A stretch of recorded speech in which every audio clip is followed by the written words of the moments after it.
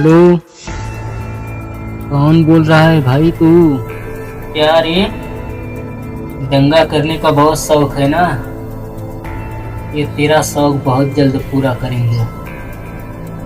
अरे भाई, पहले बता तो सही, कौन बोल रहा है? क्या करेगा जान के मैं कौन बोल रहा हूँ, कहाँ से बोल रहा हूँ और किधर से बोल रहा हूँ? हाँ, सही बात है। मैं क्या करूँगा जान के? फिर भी थोड़ा बता देते तो जान पहचान बन जाती। जान पहचान वो भी मेरे से? तेरी इतनी बड़ी औकात नहीं है, समझे लगा? जी भाई जी, बट अपना नाम बता देते तो बहुत अच्छा था। नाम सुनेगा तो आगे से गीला, पीछे से पीला और तीनों लोग दिखाई देगा।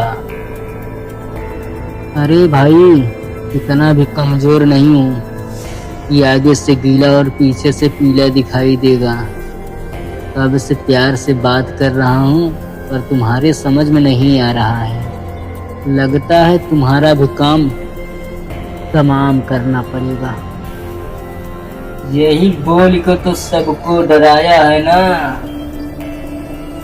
दंगा तू शुरू किया है, खत्म हम करेंगे।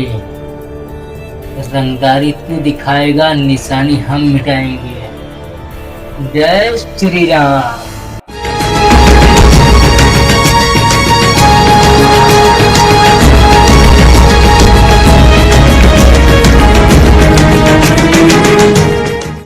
जय महाकाल।